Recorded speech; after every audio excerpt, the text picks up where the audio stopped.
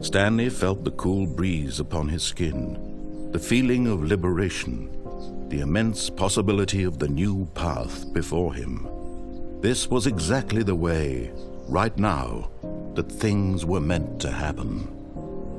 And Stanley was happy.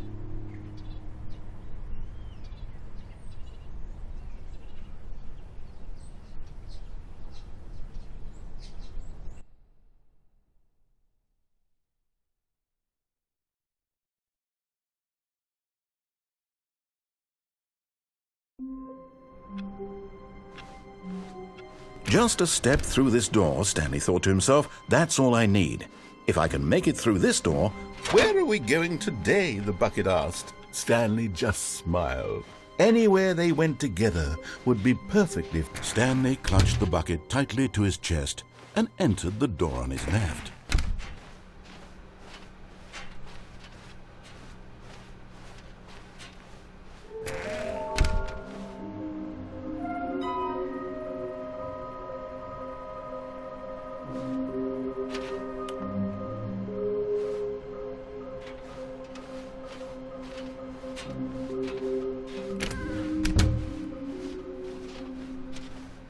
Coming to a staircase, Stanley and the bucket walked upstairs to the boss's office.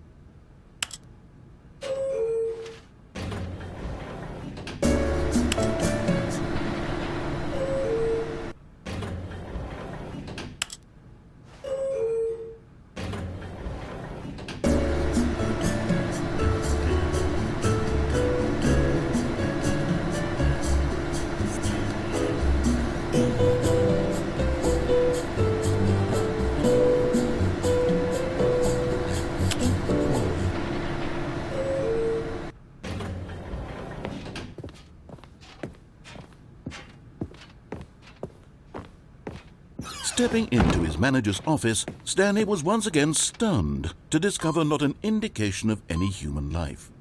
Crushed by the weight of this but Stanley guessed the correct code by sheer luck. Was it that the bucket knew all along? Was the bucket guiding him? Yes, this is certainly the most logical explanation.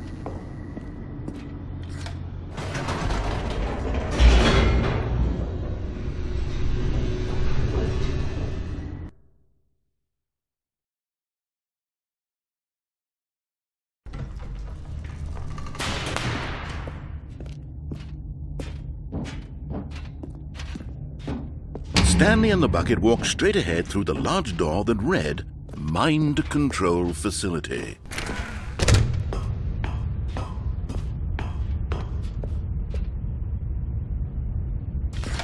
The lights rose on an enormous room packed with television screens. What horrible secret did this place hold? Stanley and the bucket both wondered to themselves.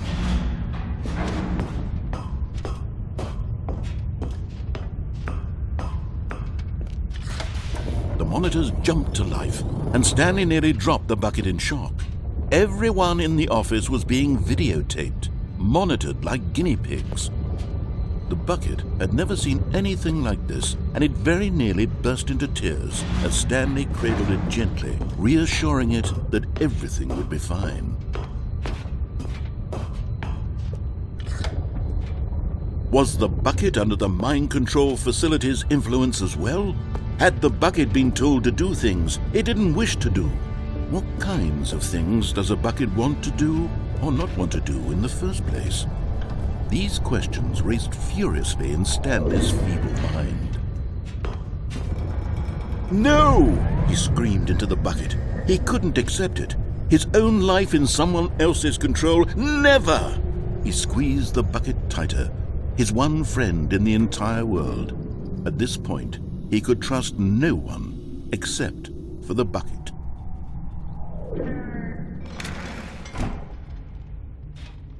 But here was the proof. The heart of the operation. Controls labeled with emotions, happy or sad or content. Walking, eating, working, all of it monitored and commanded from this very place. And as the cold reality of his past began to sink in, Stanley decided that this machinery would never again exert its terrible power over another human life. For he and the bucket...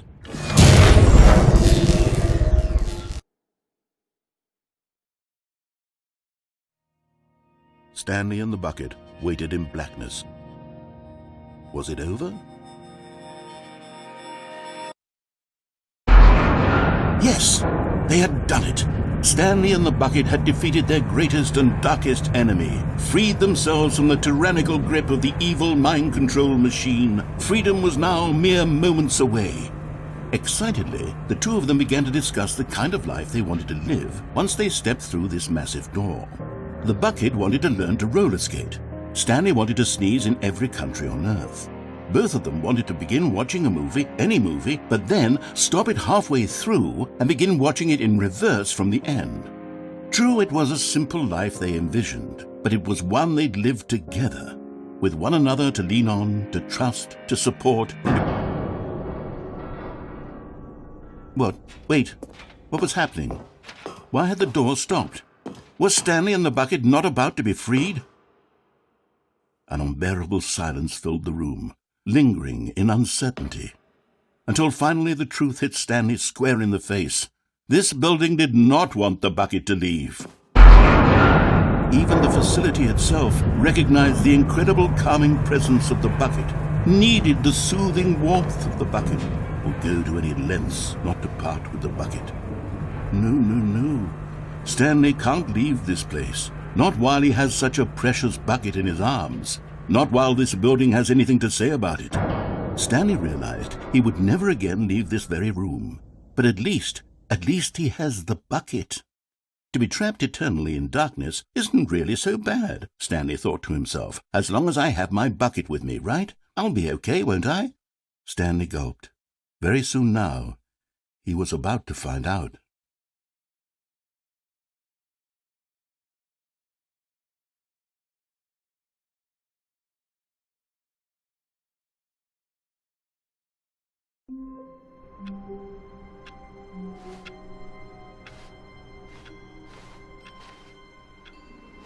Even now, Stanley's office was a distant memory. What did it look like? There was a computer, perhaps, and a painting. Was it a painting or a photo? He could no longer recall.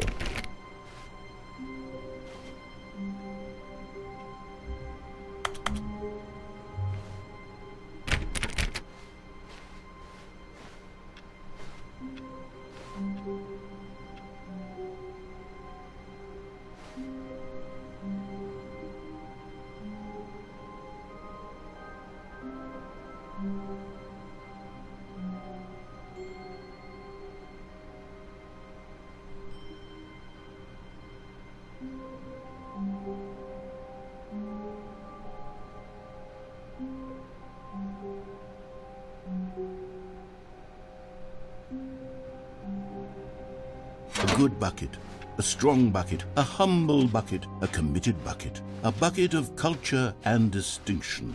Stanley clutched the bucket tightly to his chest and entered the door on his... This was not the correct way to the meeting room, but Stanley had felt the bucket calling to him, telling him that the employee lounge was simply the place to be. And here it was. Had the bucket turned out to be correct? Was this no? Never mind. The bucket was wrong. Stanley took the door on his left to go back to the meeting room. And so the two of them detoured through the maintenance section and walked straight ahead to the opposite door.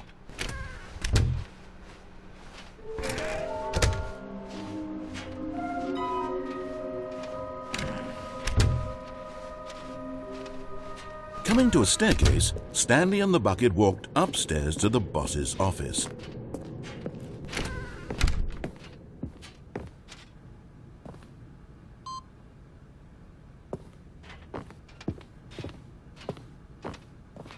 Stepping into his manager's office, Stanley was once again stunned to discover not an indication of any human life. Crushed by the weight of this revelation, Stanley guessed the correct code by sheer luck. Was it that the bucket knew all along? Was the bucket guiding him? Yes, this is certainly the most logical explanation.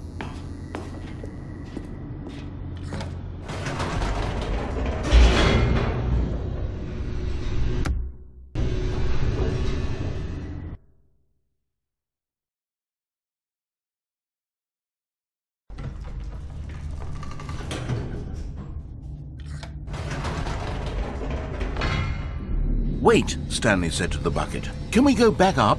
When I was pressing those keypad buttons, there was something very intriguing about the number 3. I want to go back so I can try pressing the number 3 again. The bucket said nothing.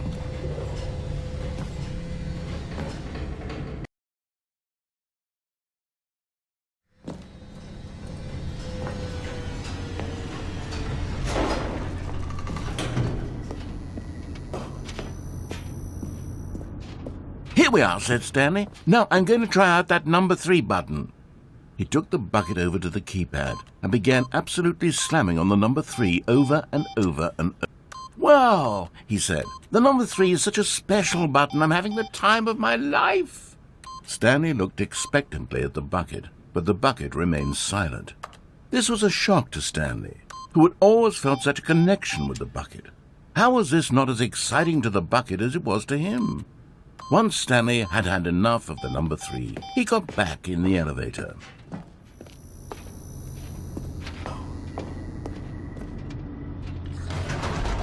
Perhaps the bucket had missed something. Perhaps it had not seen how much joy Stanley got from slamming the number 3 repeatedly.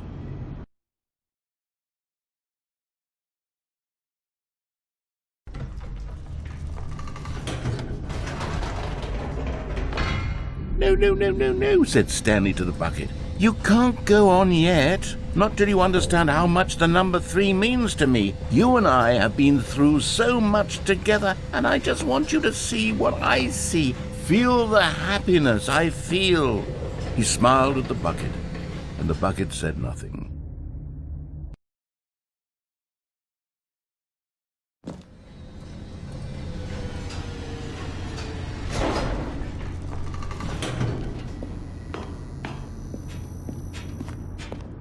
Here we go, said Stanley.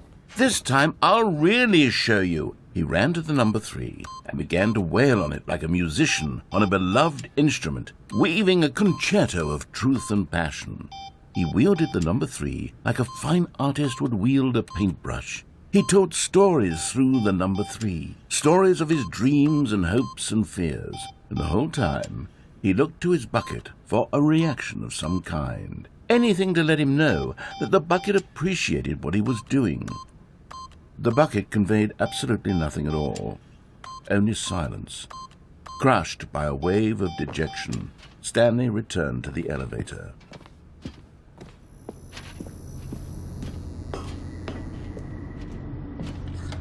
Stanley and the bucket were so close. They'd always been there for one another. Why suddenly could the bucket not connect with this passion of Stanley's? The question caused Stanley to ruminate the whole way down the elevator. He knew that there must be a way to get through to the bucket, to communicate fully with his dear friend. Surely there was a solution, mustn't there be?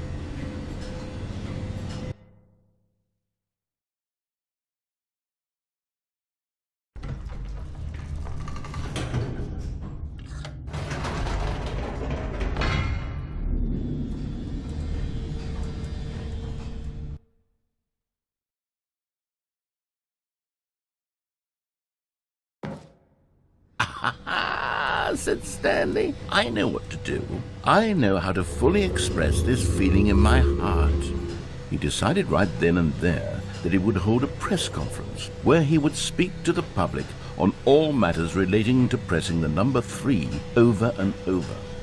He would elaborate fully on what the number 3 meant to him and why he felt so alive when pressing it. Then the bucket would be able to see his joy through the eyes of others. It would get to see the world react to this discovery of Stanley's. And it would be through the public eye that the bucket would finally understand Stanley's work. For months he advertised and marketed his press conference, building excitement around it, developing and rehearsing it, until it couldn't be refined a single measure further. When the big day arrived, Stanley was as prepared as he'd ever been for anything in his life. This was it. One last chance to win the bucket over. One opportunity to share a true connection with a loved one.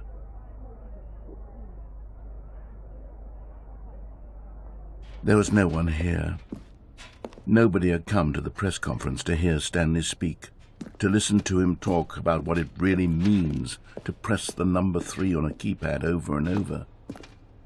He was unloved, uninteresting, he was a failure, and in that moment Stanley knew that the bucket would never again take him seriously. There would be no connection, no deeper understanding.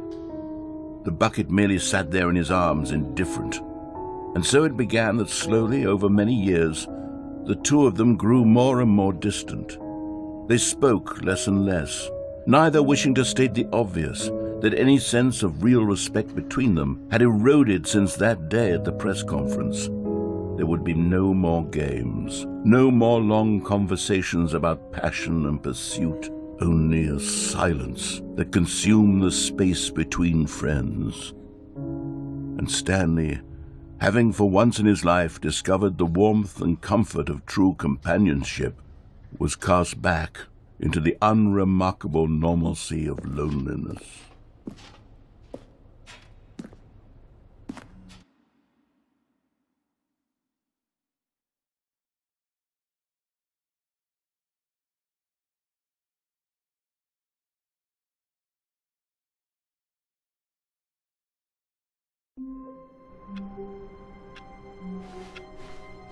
All of his co-workers were gone. What could it mean? Stanley decided to go to the meeting room. Perhaps he had simply missed a memo.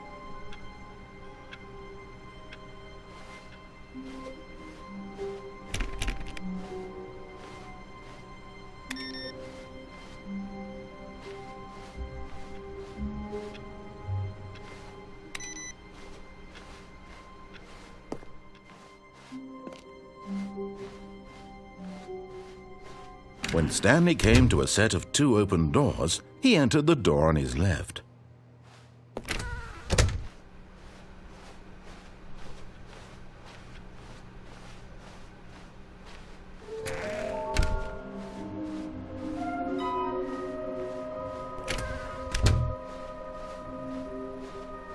Coming to a staircase, Stanley walked upstairs to his boss's office.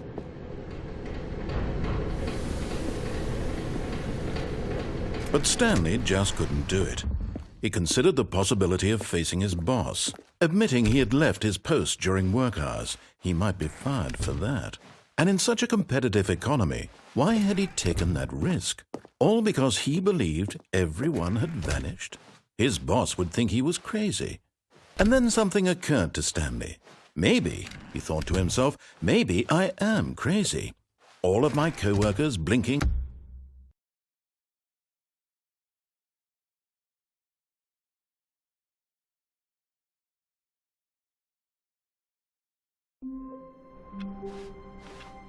All of his co-workers were gone. What could it mean? Stanley decided to go to the meeting room. Perhaps he had simply missed a memo.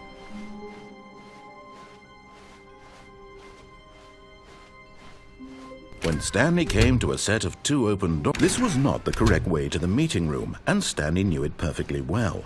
Perhaps he wanted to stop by the employee lounge first, just to admire it. It was okay. But eager to get back to business, Stanley took the first open door on his left. Stanley was so bad at following directions, it's incredible he wasn't fired years ago.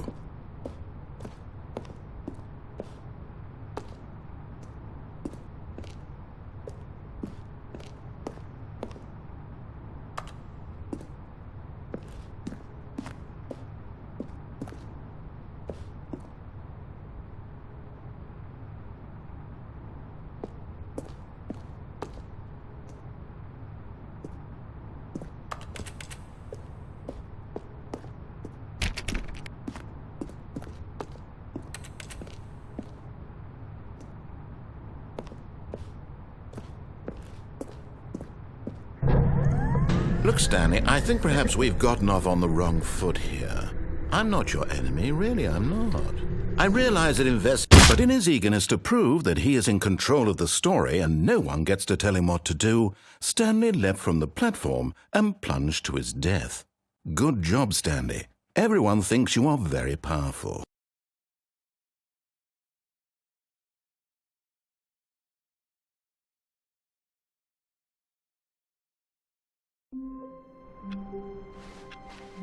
All of his co-workers were... Wait, no. This isn't the right office, is it? Is this Stanley's office?